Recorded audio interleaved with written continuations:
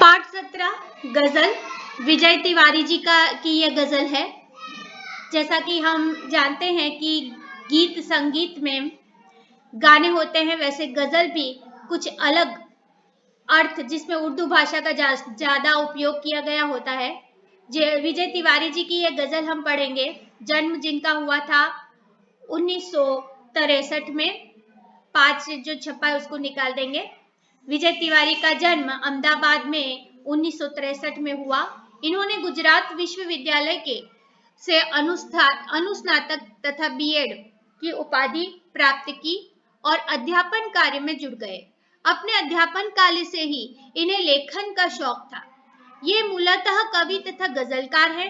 अनेक पत्र पत्रिकाओं में इनकी रचनाएं प्रकाशित हैं। निर्झर तथा फल खाए शजर इनके प्रसिद्ध गजल संग्रह है। ये कई राष्ट्रीय एवं अंतरराष्ट्रीय संस्थाओं से सम्मानित हैं, जिनमें कविवर मैथिली शरण गुप्त सम्मान, साहित्य शिरोमणि, साहित्य श्री सम्मान आदि प्रमुख है।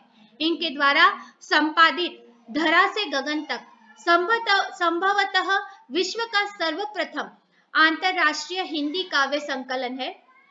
प्रस्तुत गजल फल खाए शजर से उद्धत की गई है, मतलब लाई गई है।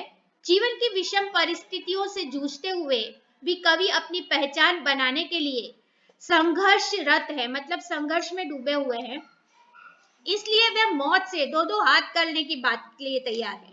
हर परिस्थिति में पाठक को संघर्षरत रहकर जीने की प्रेरणा, जीते की नहीं, यहाँ जीने की प्रेरणा देती है। तो आइए पढ़ते हैं गजल विजय तिवारी जी की। अब विजय तिवारी जी ने दो वाक्य गजल के मैं पढ़ूंगी और उसको समझाती जाऊंगी। राह में कांटे बिछा दो फिर भी मैं चलता रहूंगा। राह में कांटे बिछा दो फिर भी मैं चलता रहूंगा। आंधियों में भी दिया बनके मैं जलता रहूंगा। देखिए, हर परिस्थिति को अपने आप से लड़ने की भावना हर परिस्थिति में देखा जाएगा। कवि कहते हैं कि चाहे लोग मेरे मार्ग में कितने ही व्यवधान न डालें, पर मैं किसी की परवाह न करके अपने मार्ग पर आगे ही आगे बढ़ता रहूंगा। मैं किसी की परवाह नहीं करूंगा। आंधी आए, तूफान आए, जिस प्रकार नाजुक दिया एक आंधी तूफान का सामना करने के लिए जलता रहता है, उसी प्रकार टिमटिमाता रहता है, उसी प्रकार कठिन से कठिन परिस्थिति में भी मैं दिए की तरह अपना अस्तित्व बनाए रखूंगा। तान पर सीना हमेशा मौत से लड़ता रहूंगा। शान से मरकर दिलों में तो सदा पलता रहूंगा। कवि कहते हैं कि चाहे मौत का सामना क्यों न करना पड़े, मैं सीना तान कर उससे लड़ने के लिए सदा तैयार रहूंगा।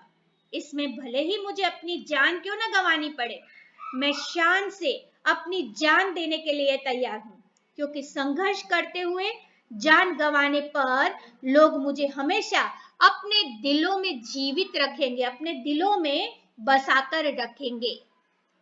तो इन 4 पंक्तियों का पता चल गया होगा कि किसी भी तरह की मुश्किलें आए, दिए की भांति आंधियों में जैसे दिया टिमटिमाता है वैसे मैं जलता रहूंगा। सीना तान कर मौत से लड़ता रहूंगा, क्योंकि अगर मैं शान से मरा तो लोगों के दिलों में हमेशा जीवित रहूंगा। मुश्किलों से डर के जो मर जावे वो तो और होंगे, जीत हो या हार पर संघर्ष मैं करता रहूंगा। कवि कहते हैं कि कठिनाइयों में डर कर मर जाने वाले लोगों में से मैं नहीं हूं। मैं लड़ने से नहीं डरता, फिर लड़ाई में चाहे जीत हो या हार, मैं उसकी परवाह नहीं करता। मैं अपना संघर्ष जारी रखूंगा। मैंने अपना घर जलाकर रोशनी दुनिया को दी है। मिल सके सुख इस जहां को, इसलिए मरता रहूंगा। कवि कहते हैं कि मेरे संघर्ष से दुनिया वालों को सीख मिलेगी।